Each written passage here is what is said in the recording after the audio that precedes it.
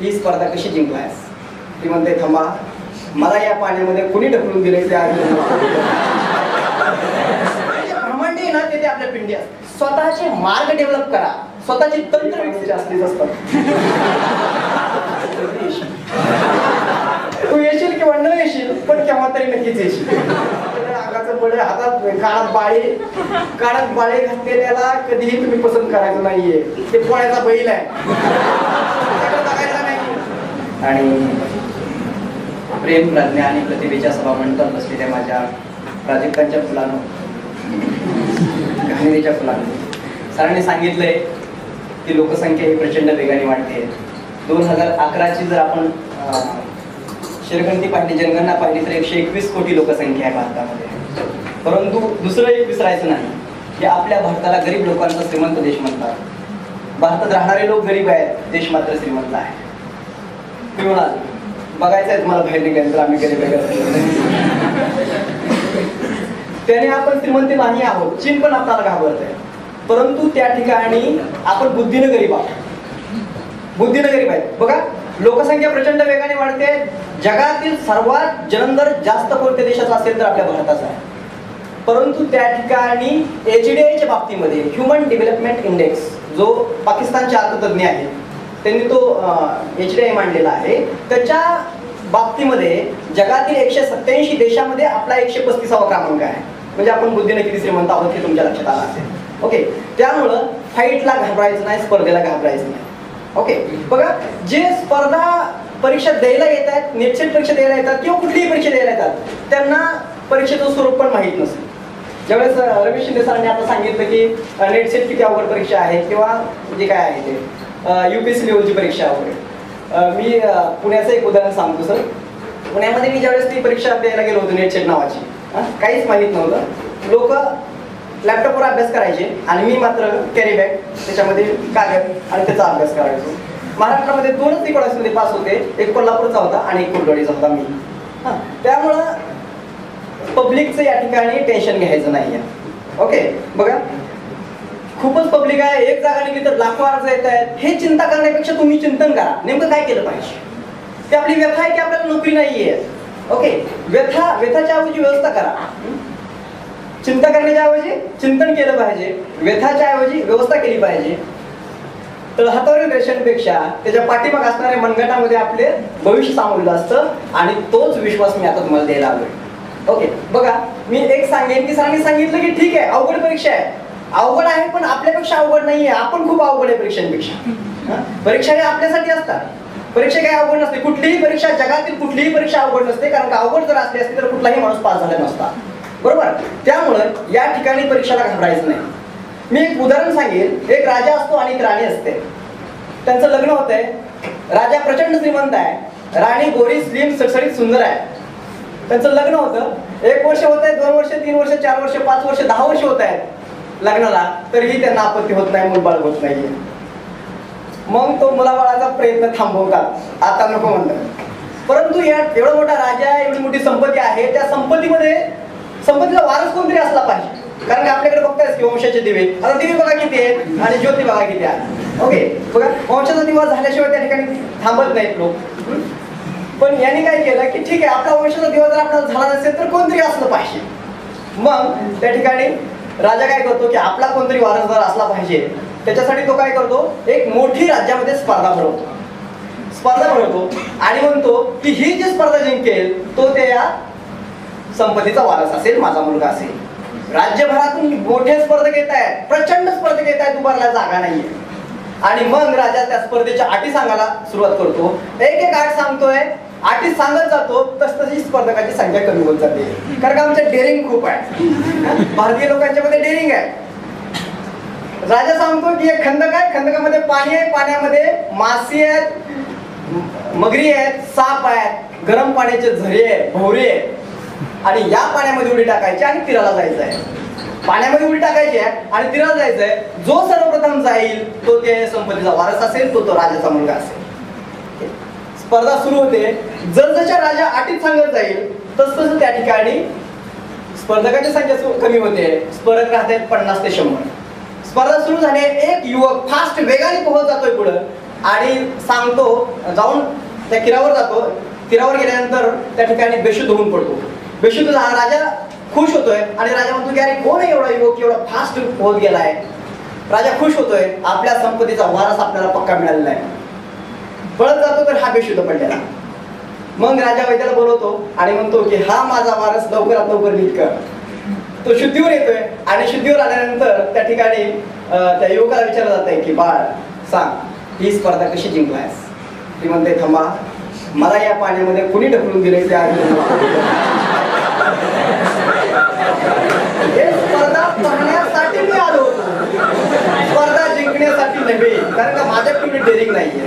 तसंच एमपीसीचा आहे, यूपीसीचा आहे, नेट सेटचा आहे, सरळ सेवा भरतीचा आहे. कुठलीही परीक्षा अवघड नाहीये, कुठलीही परीक्षा अवघड नाहीये. बघा आता आपल्या ग्रामीण भागामध्ये सगळे लोक ग्रामीणच आहे. ग्रामीण भागात ते मला माझं जर आले, मला वाटलं डॉक्टर सतीश सांगेल तुम्हाला, माझा विद्यार्थीच आहे तो, की मी काय आहे किंवा काय काही नाहीये. मला 10वीला 48% मार्क्स आहेत, 12वीला 40% मार्क्स, 43% मार्क्स आहेत, बीएला 48% मार्क्स आहेत, परत एमएला विद्यापीठामध्ये दुसरा, एमपीला पहिला आहे. ते काय आले वाढत गेला, जसं तुम्ही त्या ठिकाणी म्हणावं. म्हणजे या ठिकाणी कुठलीही परीक्षा अवघड नसते. मला एवढं सांगायचं आहे की तुम्ही स्वतः लोकांचं ऐकू नका. तुमच्यामध्ये एवढं भरलेलं आहे, जे जे ब्रह्मांड आहे ना ते आपल्या पिंडी असतात. सगळ्यांच्या पिंडी आहे, असं कुणाकडेच काही कमी नाहीये. नाही यार मी आता इकॉनॉमिक्स मध्ये बीए केलं किंवा मी बीएससी केलंय किंवा मी बीकॉम केलंय आणि मी खूप टॅलेंट आहे, असं काही नाही.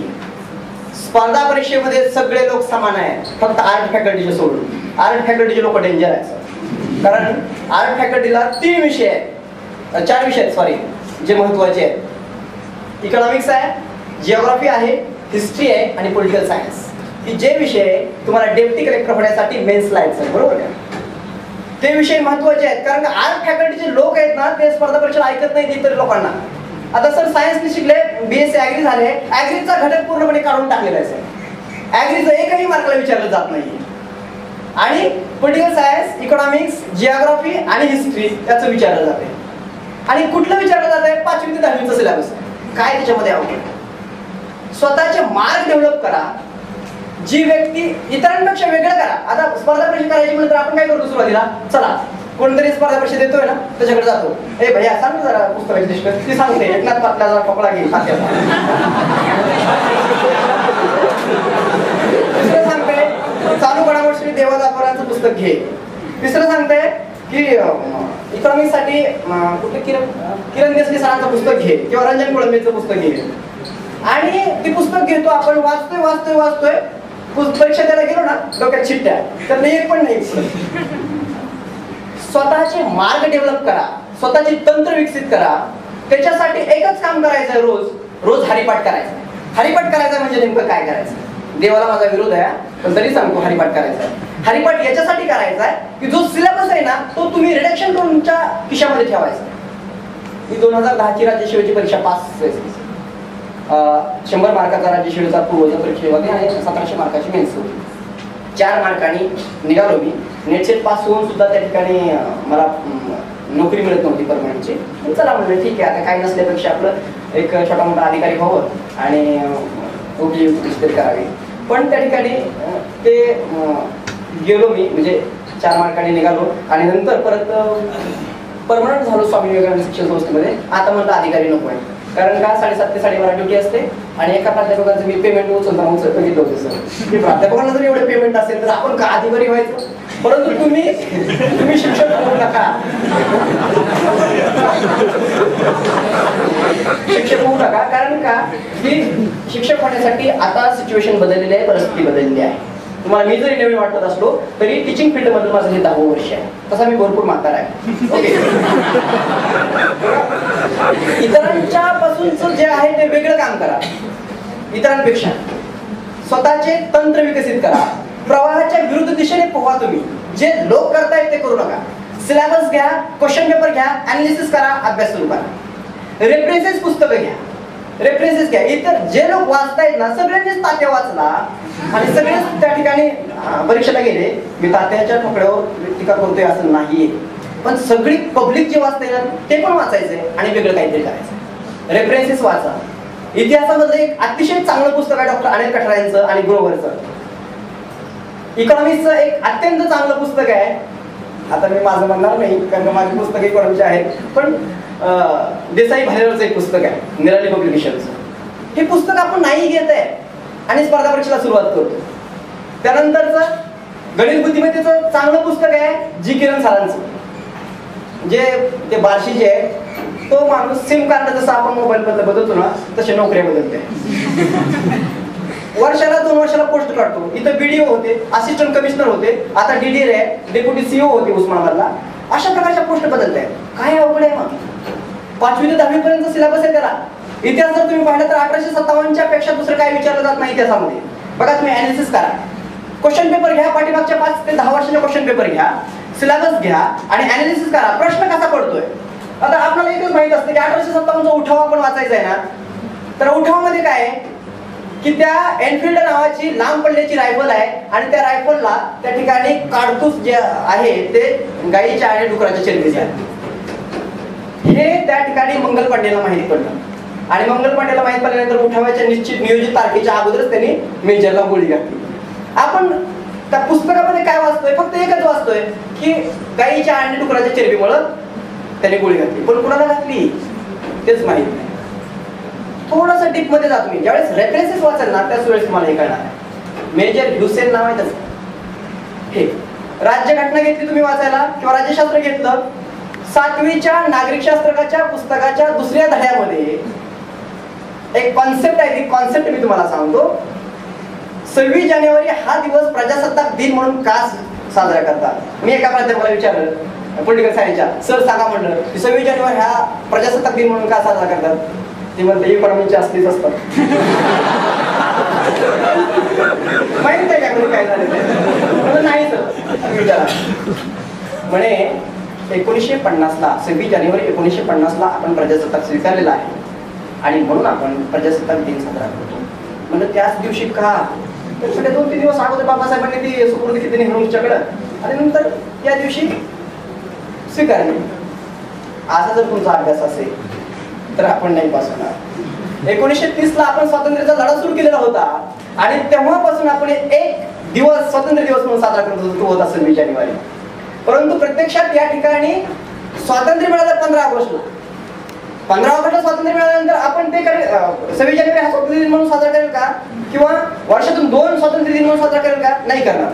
म्हणून त्या ठिकाणी 15 ऑगस्ट 1947 पासून 26 जानेवारी 1950 पर्यंत आपण त्या ठिकाणी 26 जानेवारी हा प्रजासत्ताक दिन साजरा नाही केला. त्या 26 जानेवारी या दिवसाची कायम आठवण आपल्या स्मरणात राहावी यासाठी आपण जाणून बुजून ते राज्यघटना त्या दिवशी स्वीकारलेलं आहे. 7वीच्या पुस्तकात आहे आणि पॉलिटिकल सायन्सच्या प्राध्यापकाला आहे. 7वीच्या पुस्तकात आहेच काय आवड. स्पर्धा परीक्षेमध्ये कुणी सांगायचं मला हे अवघड आहे हे मला सांगा. मी त्याला सरांना सांगितलंच की सर जरा वेळ कमी आहे, तुम्हाला मॅथ्स मॅजिक दाखवलं असतं काय ते. 17 ते 18 सेकंदामध्ये गणित सांगायचं, मी तुम्हाला सोडून दाखवलं. 17 ते 18 सेकंदात. तुम्ही BA झाल्यानंतर BA BCom आणि BSc झाल्यानंतर काय करायचं आहे. तुटलेल्या पतंगासारखी अवस्था होती आपली, कुठं जाऊन पडेल काही सांगता येत नाही. त्यासाठी ग्रॅज्युएशन करत असतानाच त्याची तयारी केली पाहिजे. अवघड नाहीये. 24 तास अभ्यास केला पाहिजे. रॉंग. 24 तास अभ्यास करू शकत नाही कोणच नाही करत. हा पास झालेले म्हणतात की 24 तास अभ्यास करावा लागतो. कारण काय सर जरा मोकळं होऊन बोलतोय म्हणजे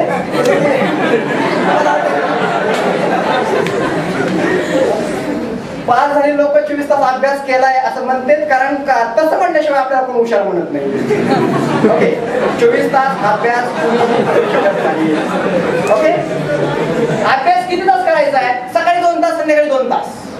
24 तास अभ्यास म्हणजे काय ती कॉन्सेप्ट मी तुम्हाला सांगतो कारण मी मास्टर आहे. सगळ्या गोष्टी या निघल्या पाहिजे. 24 तास अभ्यास म्हणजे नेमकं कसला अभ्यास. 24 तास अभ्यास करायचा म्हणजे सकाळी जे 2 तास आपण वाचलेलं आहे त्याचं दिवसभर चर्वण करायचं आहे, चिंतन करायचं आहे. नेमकं आपण काय वाचलंय. जनावर काय पण खात आहेत, खा खा खा खा खाते, तरी सुद्धा माणसाचे दवाखाने जास्त आहेत, जनावरांचे कमी आहेत. माणसं फक्त मोजकच खातात तरी सुद्धा आजारी पडतायत. आता सातारला मी सकाळी 5 वाजता निघालो, सगळे लोक बांधून सगळे स्वाईन फ्लू आलाय. म्हणजे त्या ठिकाणी काय होतंय की जनावर चर्वण करतायत, आपण चर्वण करत नाही, आपण चिंतन करत नाही. काय वाचलंय ते आपण नाही बघत आणि ते पाहिलं पाहिजे. निगेटिव्ह लोकांच्या सहवासात जाऊ नका, वेळ वाईपट घेऊ नका. कारण का निगेटिव्ह लोकांच्या सहवासात जर गेलं तर 50% तुमची हार झालेली असते. ती म्हणताय ए खूप अवघड परीक्षा आहे. मी एकदा एमपीएससी परीक्षा नेटसेट क्वालिफाईड झाल्यानंतर एमपीएससी परीक्षेचा अभ्यास करतो एका झाडाखाली बसून. नेटसेट ही मी एका झाडाखाली बसूनच केलेलं आहे, विद्यापीठ मला माहीत नाही. आता एका रूम मध्ये राहणारे आम्ही पोरं इथे एमए झाल्यानंतर विद्यापीठामध्ये नेटसेटच्या परीक्षेसाठी अभ्यास करायला गेले आणि माझी परिस्थिती नसल्यामुळे मी आपल्या घरीच अभ्यास करत बसलो.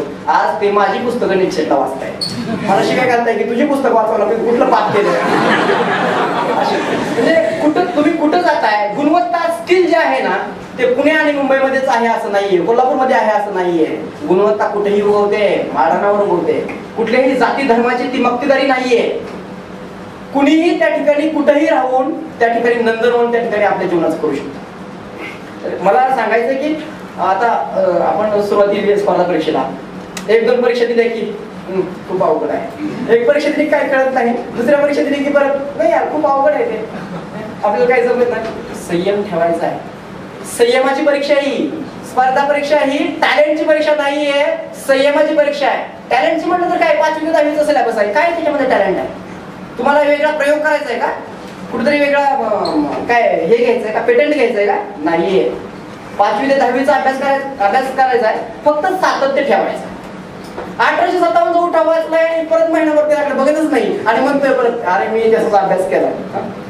त्यामुळं पहिल्या प्रयत्नात अपयश मिळणं म्हणजे अयशस्वी होणं असं नाही. अनेक प्रयत्न करायचे आहेत आणि आपल्या ध्येयापर्यंत पोहोचायचं त्याला यश म्हणतात. नाहीतर गेला पहिली परीक्षा दिली नापास, दुसरी परीक्षा दिली नापास, तिसरी दिली नापास. डॉक्टर काहीतरी कोणतरी नोटीस आणले होते आणि ते म्हणते संयम बाळगा. वय 32, 33, 34, 35 बेज बाद झाला. संयम बाळगायचा. जी व्यक्ती संयम नावाचं शस्त्र चालवायला शिकते ना ती जीवनाच्या युद्धभूमीवर अजिंक्यच असते. पण शस्त्र हे कधी चालवायचं म्हणजे काय हे खूप कमी वेळेमध्ये. पहिली नापास झालं ना ठीक आहे, ओके इट्स ओके, पुढं दुसरी. कारण का वेळेचं महत्व समजण्याची सुद्धा एक ठराविक वेळ असते आणि ती जर निघून गेली ना तर पराभवाचे प्रमाणपत्र आपल्या स्वतःसाठी सिद्ध असतात. त्यामुळं 35 आणि 36 आणि 38 असं होय करायचं नाही. आता बघा ह्याच्यामध्ये तुम्हाला सांगेन की काय आहे सिलेबस काय आहे याच्यामध्ये स्पर्धा परीक्षेमध्ये ते माहित असलं पाहिजे. आपण नेमकं कुठं जाणार आहोत त्याचा रस्ता आपल्याला माहित असणं गरजेचं आहे. नाहीतर आपण स्पर्धा परीक्षा करणार आहे आणि चला घेतले पुस्तकं, सिलेबस माहित नाही काय नाही, वाचतोय पुस्तक वाचतोय आणि परीक्षेला गेलेला आहे. सिलेबस वगैरे काय माहित नाही, क्वेश्चन पेपर कशा असतात माहित नाही. त्याच्यामध्ये पहिलं आहे बघा अर्थशास्त्र, इकॉनॉमिक्स, की जो सगळ्यांचं डोकं खातोय. पुण्यामध्ये मी सर इकॉनॉमिक्सचे शिबिर घेतो बरेचसे. MIT मध्ये माझे खूप लेक्चर्स आहेत. आता युट्यूबवर वगैरे तुम्हाला मारुती रोडने टाकले की माझे लेक्चर्स वगैरे मला ऐकायला बघा. तिथं गेलो आणि मला सांगितलं की पुण्याचे खूप प्रचंड हुशार विद्यार्थी आहेत. माझं पहिलंच लेक्चर होतं. आता प्रचंड हुशार विद्यार्थी म्हटल्यानंतर मी खुरडवाडीचा आणि पुण्यामध्ये जाऊन शिकवायचं म्हणजे अवघड झालं. आणि मी CRR आणि SLR ह्या 2 कॉन्सेप्ट आहेत बँकिंगमध्ये.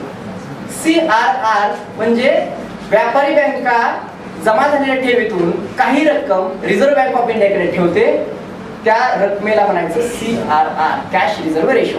ओके. आणि SLR म्हणजे काय की एखादा ठेवीदार मागता क्षणी त्याला ठेव परत करता यावी याच्यासाठी बँक स्वतःजवळ जी रक्कम ठेवते त्याला म्हणायचं SLR. आता हे पुण्याचे विद्यार्थी हुशार होते. माझं डोकं वेगळंच काम करायला लागलं होतं आणि मी शिकवायला चालू केलं. SLR ची कॉन्सेप्ट CRR ला सांगितली, CRR ची कॉन्सेप्ट SLR ला सांगितली. असं शांत ऐकताय. फक्त शहरातले विद्यार्थी पुढे कसे नाही तुम्हाला सांगतो. ज्यावेळेस मी फिगर सांगितलं सर आकडेवारी सांगितली, SLR हा 4% सांगितला आणि CRR हा 24% सांगितला. ते पण उलटच. कारण का पुण्याचे विद्यार्थी फाडून खात आहेत असं मला म्हटले होते काही लोक. आणि त्यामुळं एका विद्यार्थ्याच्या लक्षात आलं की नाही सर काहीतरी चुकतंय. आणि मग त्या ठिकाणी ते म्हणलं की सर तुमचं काहीतरी चुकतंय. एक समोरचा विद्यार्थी म्हणला. मी म्हणलं काय चुकतंय. मी म्हणलं जर माझी चुकीच असेल तर मी स्टेजवर चढणार नाही परत. फुकट धमकी द्यायला काय हरकत. सर खरंच चुकतंय तुमचं. आणि मोबाईल वगैरे त्यांनी दाखवलं. म्हणजे दाखवल्यानंतर चक्क डोक्यात प्रकाश पडला, अरे आपण खरंच चुकीचं शिकवलं आहे. पण मास्तर आहे. मी असं केलं की ह्या हॉलमध्ये फक्त एकटाच अधिकारी होणार आहे. मी टेस्ट करत होतो की कुणाचे लक्षात येते.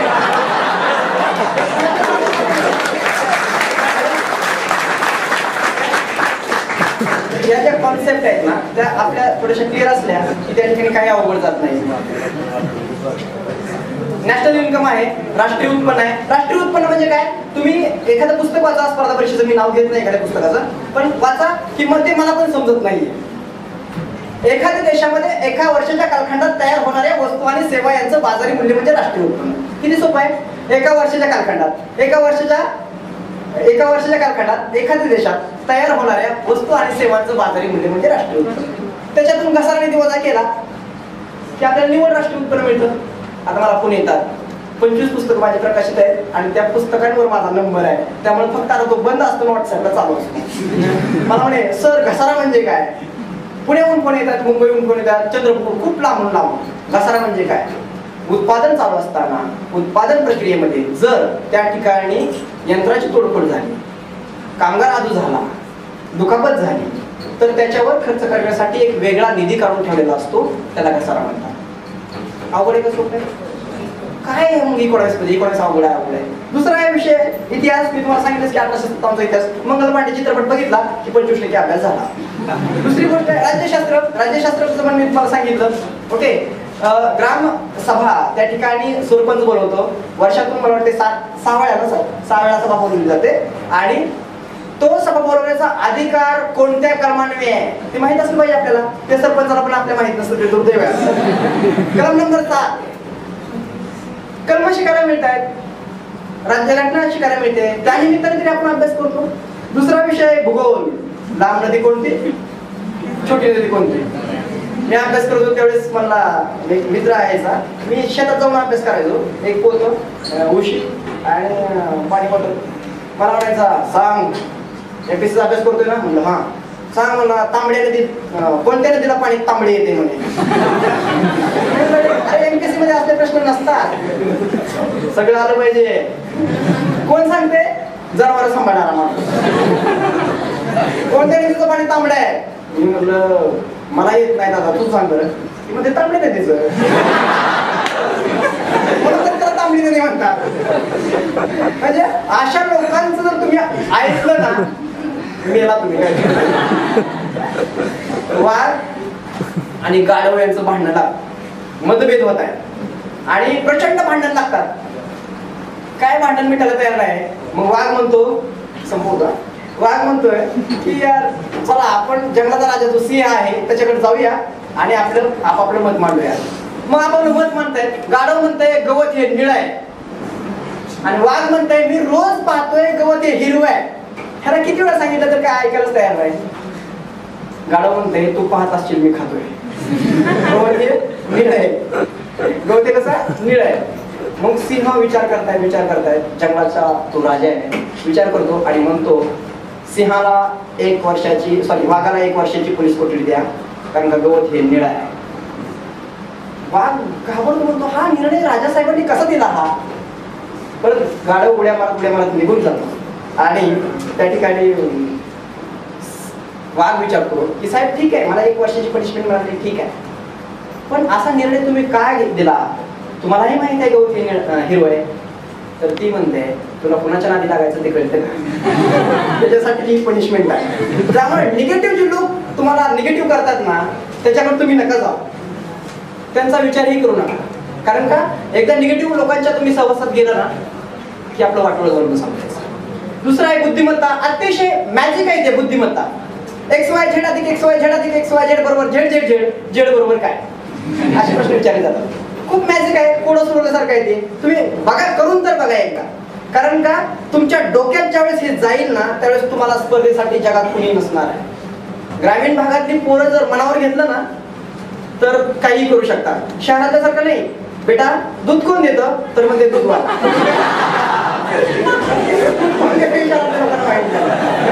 ग्रामीण भागातली पोरांशी कुणीही आपण टक्कर देऊ शकत नाहीये.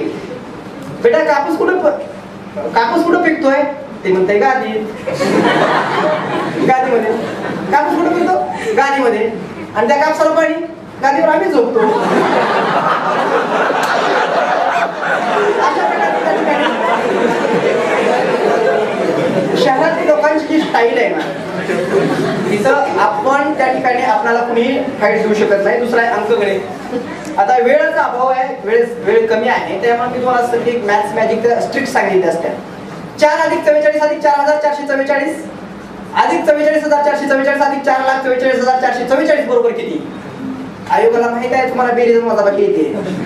सुरुवातीलाच आपल्याला मास्तर शिकवतोय 1 2 आहे की नाही, सुरुवातीलाच. मग बेरजेचं गणित येत असताना सुद्धा तुम्हाला का त्या ठिकाणी बेरीज गणित दिलं जातं? का दिलं जातं? 100 प्रश्न आहेत PSI असिस्टंटच्या पूर्व परीक्षेला आणि वेळ आहे 60 मिनिटाचा. म्हणजे त्या ठिकाणी एका प्रश्नाला 1 मिनिट सुद्धा वेळ नाहीये. तुमची फाईट फक्त वेळेशी आहे. मग आम्ही काय करतो की आम्ही जर नवीन असेल किंवा स्ट्रिक्ट आम्हाला माहित नसतील किंवा कृत्या माहित नसतील तर काय करतो, 4,44,444 परत 44,444 परत 4,444 परत 444 44 4 अशी रांगोळी काढायची, मग बेरीज करायची आणि उत्तर न्यायचं. समाधान तेवढं 2 मिनिटं घालवते त्याच्यात आणि मग आपलं उत्तर बरोबर आलं. हे करू नका. शेवटच्या डिजिटवर नंबर, शेवटचा डिजिट जो आहे त्याच्यावर नंबर टाका, 1 2 3 4 5 6. त्या नंबरची आणि त्या संख्येचा गुणाकार करा, सगळ्यांची तुम्हाला बेरीज मिळेल. असंच वजाबाकीचं विचारलं जातं. Minus minus minus minus, second लास्टवर नंबर टाका, त्याचा आणि त्याचा गुणाकार करा आणि शेवटच्या डिजिट मधून ते वजा करा, सगळ्यांची वजाबाकी मिळेल. काय अवघड आहे याच्यामध्ये? विज्ञान आहे. विज्ञानामध्ये काय, विज्ञान तुमच्या सगळ्या शरीराची तुम्हाला माहिती मिळेल. शरीरातील सर्वात मोठं हाड कोणतं?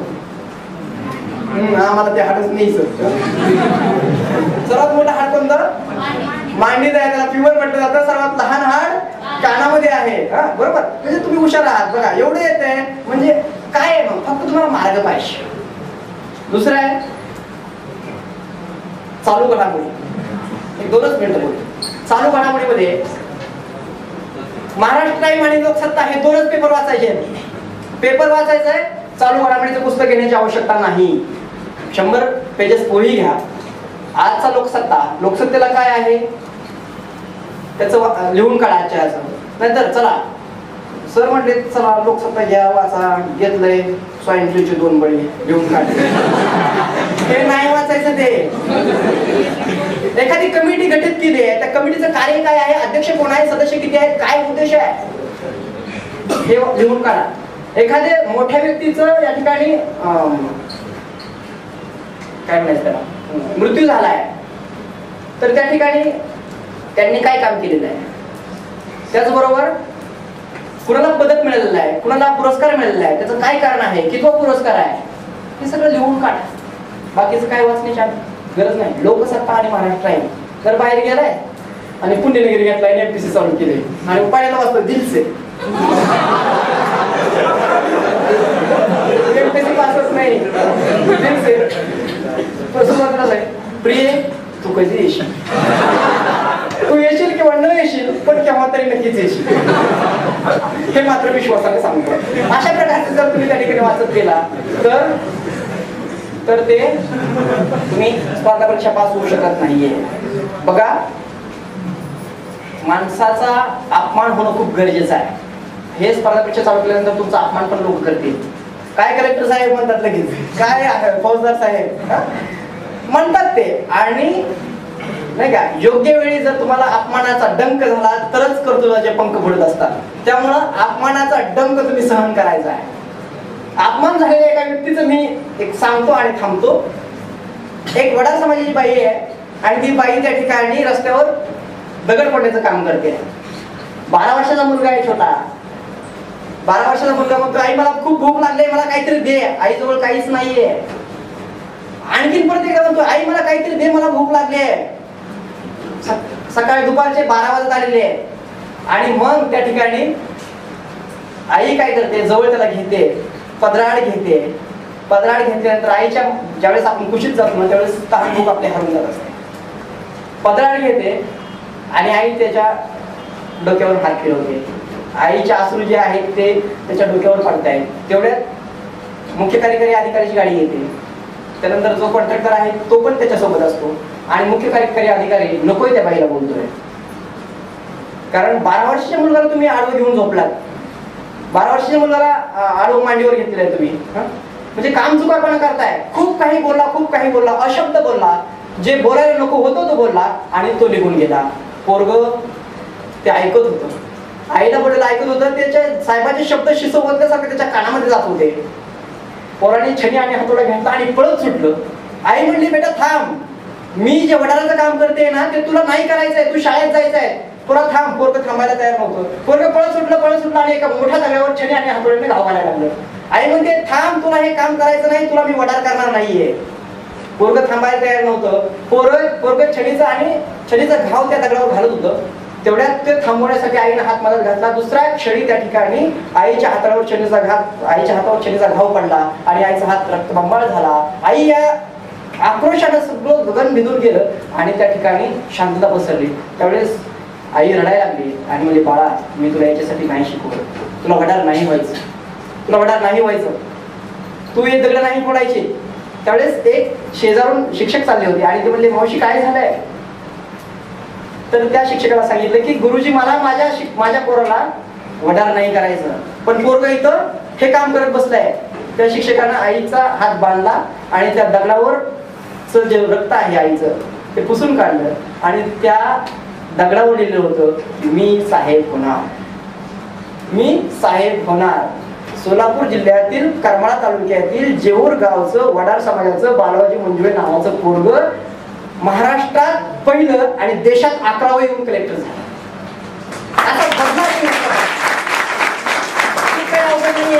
त्या माणसाला एकच डोळा आहे, अपंग आहे, तरी सुद्धा त्याने बदला घेतला.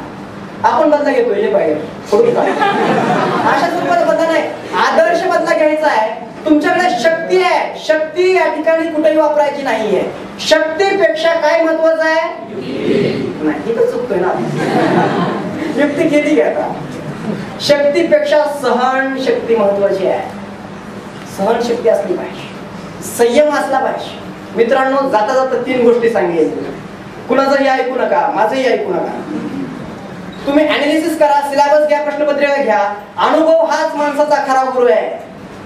अनुभव घ्या स्वतः. नाहीतर गुरुराखी म्हणते की इंटरव्ह्यूला गेल्यानंतर तुझ्या शर्टाला बटन किती विचारलं, म्हणजे जणू काय हा इंटरव्ह्यू देऊन आलाय, त्याचे सिलेक्शन झालंय जनावर समाजामध्ये. आपण त्याचा ऐकतोय. अनुभव हाच माणसाचा खरा गुरु आहे. जाणीव ही माणसाची अर्धांगिनी आहे. जाणीव म्हणजे काय? मी म्हणलं, जाणीव माहित आहे का? तर ती म्हणे, नाही सर, तुमचं चुकतंय. म्हणलं, मग जाणीव नाही, जाणवी. जाणीव ही माणसाची अर्धांगिनी आहे आणि विचार हीच माणसाच्या जीवनाची नौका आहे. तुम्ही कसा विचार करताय, पॉझिटिव्ह करताय का निगेटिव्ह करताय, त्याच्यावर तुमचं फ्युचर अवलंबून आहे. निगेटिव्ह विचार जर तुमच्या मनामध्ये आणला ना तर त्या ठिकाणी तुमचं काही खरं नाही. पॉझिटिव्ह विचार, नेहमी पॉझिटिव्ह विचार करा. 2-2, 4 तास अभ्यास करा. दुसऱ्या जास्त अभ्यास करण्याची आवश्यकता नाही. तुम्ही ज्यावेळेस स्पर्धा परीक्षेचा अभ्यास सुरू कराल त्यावेळेस तुमच्या पर्सनॅलिटीमध्ये बदल होत जाईल.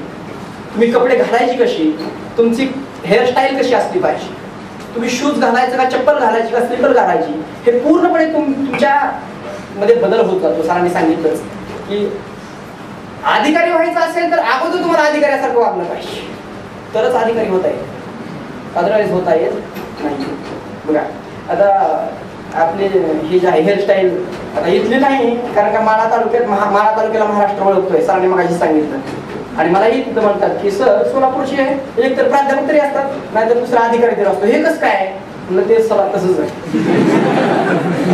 कारण का आम्हाला पोलीस व्हायचं नाही. पोलीस होऊन कुठेतरी थांबलाय दांडकं घेऊन 500 रुपयाचा, ते पण ब्लॅक मनी मधून गॉगल घेतलेला आहे आणि त्याचं अट्रॅक्शन नाहीये आम्हाला.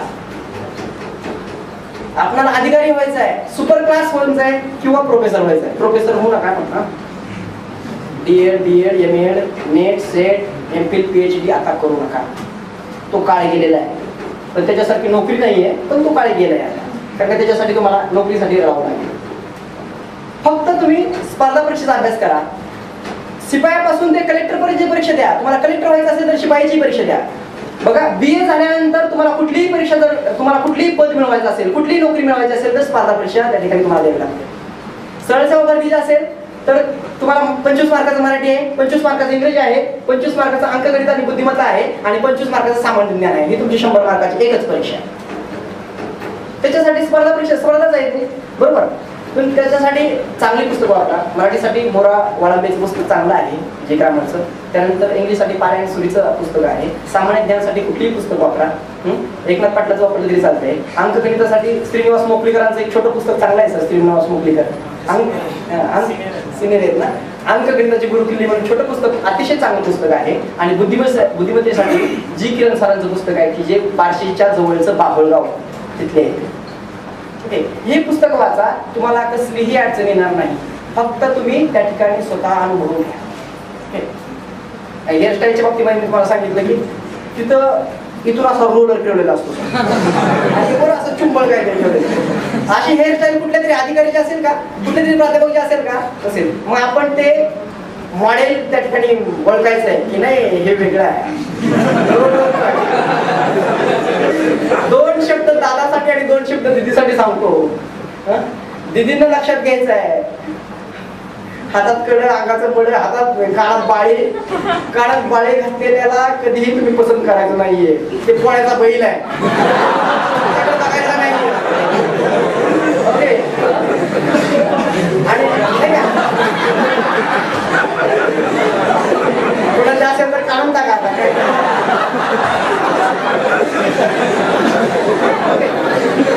आपल्याला करायचं काय, लाईफ ही एकदाच आहे. किती दिवस आपण वरून जाणार विमानात बघणार आहे. आई वडिलांनी तेच बघितलंय, आजोबाने तेच बघितलंय. आपण काय करणार आहे, किती दिवस बघायचं आहे. फक्त हेच करायचं, अभ्यास करायचा. अभ्यासाला काही मदत नाही, फक्त अभ्यास करायचा. सिस्टम न करा. ग्रुप तयार केले विद्यापीठामध्ये वगैरे, ग्रुप बघावा सर. मी ज्यावेळेस विद्यापीठात जातो ना सर, त्यावेळेस कॅन्टीन मध्ये ह्याच्यामध्ये जे बसलेले असतात हिरो हिरोईन सगळे माहिती हे डोंडे आला चला. मग सगळे सर तुमचं पुस्तक मी वाचलं, त्या पुस्तकामध्ये असं आहे, हा हा करायचं, निघून जायचं. माझ्या ईमेलवर पाठवा. कारण काही प्रश्न विचारतात. मला एकाने विचारलं की सर सेन्सेक्स कसा काढला जातो किती? म्हणलं बाळ कुठल्या परीक्षेमध्ये, कुठल्या परीक्षेत अभ्यास करतो? मला स्पर्धा परीक्षा. आतापर्यंत त्याच्यावर प्रश्न पडलाय? मला नाही पडला, पण माहित असावं ना. जर तुम्ही घोड्याचा लग्नाचा घोडा आहे ना, त्याला ते डोळ्याला लावलं जातं असेल का की अनेक लोक त्या ठिकाणी असतात आणि त्या घोड्याला जास्तीचे लोक दिसले, घोडा जर पळाला तर नवरदेवही काय, त्यामुळे त्या घोड्याने समोरच बघायचं आहे. तशी झापडी तुम्ही ठेवायची आहे, ट्रॅक बदलायचा नाही. दुसरं काही, जेवढं सिलेबसला आहे ना तेवढाच अभ्यास करायचा आहे. काही अवघड नाहीये, काही अवघड नाही. आता बघा मुलींच्या बाबतीत मी सांगतो की मुलींपेक्षा मुलं जास्त मेकअप वगैरे करत असतात.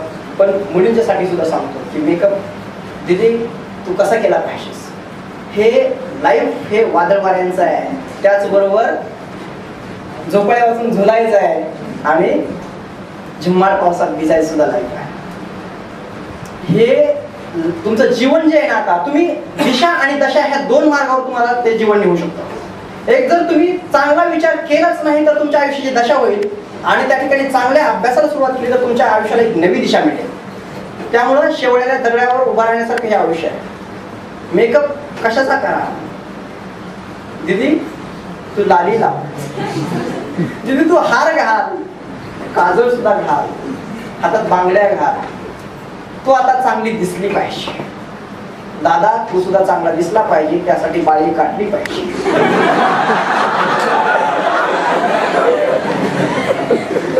पण या ठिकाणी लाली लावायची आहे दिदीनं, अशी ओठ लाल करायची लाली नाही लावायची. लाली लावायची, सत्तेची लाली लावायची. प्रार्थनेचा हार दिदी तुझ्या गळ्यात घालायचा आहे. दातृत्वाच्या बांगड्या तुझ्या हातात घालायच्या आहेत आणि करुणेचं काजळ तुझ्या डोळ्यात घालायचं आहे. हा तू शृंगार कर, हा मेकअप कर, तरच त्या ठिकाणी दिदी तू चांगली दिसली पाहिजे, त्याही पेक्षा तू चांगली असली पाहिजे. ओके. तर स्पर्धा परीक्षा करत असताना ह्या गोष्टीकडे तुम्ही त्या ठिकाणी जास्त हे करू नका. म्हणजे खूप अवघड परीक्षा आहे हा गैरसमज म्हणेल मी. हा स्पर्धा परीक्षा अवघड आहे हा गैरसमज आहे. आता सतीशने जर बोलवलं तर परत एकदा मी येईल. एक तुम्हाला गणिताची काय मॅजिक असते ती मी शिकून जाईल. पण या ठिकाणी आता खूपच वेळ कमी आहे, 11ची गाडी गेलेलीच आहे. हे करत असताना एखादी पोस्ट मिळाली, साहेबांनी बऱ्याच पोस्ट काढल्या, ते तिथं थांबले नाहीत आणि मला वाटतं कदाचित अजून तुम्ही थांबणार नाही सर तहसीलदार पदावर. पण एवढ्या यशाच्या शिखरावर असताना सुद्धा पायाच्या दगडाला कधी विसरायचं नाही. पायाचे दगड म्हणजे कोण आहे? आपले आई वडील आहे. काबाड कष्ट करून तुमचे आई वडील आणि माझे आई वडील सारखेच आहे. दिवसभर काबाड कष्ट करतायत, दिवसभर काबाड कष्ट करतायत. माझ्या पोरीनं मोठं व्हावं, माझ्या पोरानं मोठं व्हावं. काम करून त्यांच्या हाताला गड्डे पडले, पायाच्या टाचेला भेगा पडले, त्याच्या भेगामध्ये पाणी झालेलं आहे. त्या पाण्यामध्ये जर आपणाला भारतातील सगळ्या नद्या दिसत असतील तर तो यशस्वी पुरुष आहे. जर त्या ठिकाणी आपल्या आईवडिलांचे हात आपल्या हातामध्ये घेतो आणि हातात त्यांचे हात घेतल्यानंतर जर 10 सूर्य आपल्या हातात घेतल्याचा आनंद जर आपल्याला मिळत असेल तर तो यशस्वी आहे. माझ्या आईचं पातळ फाटलेलं आहे, पदर फाटलेला आहे, माझ्या वडिलांचं धोतर फाटलेलं आहे, त्या आईने शिवलेलं आहे कसं तरी. त्या धोतरामध्ये त्या पदरामध्ये जर मला राष्ट्राचा राष्ट्रध्वज दिसत असेल तर तो यशस्वी. आणि हे पाहण्यासाठी तुम्हाला स्वप्नांचा सूर्यप्रकाश आणि हृदयाचे डोळे करावे लागतील तरच हे दिसेल. धन्यवाद.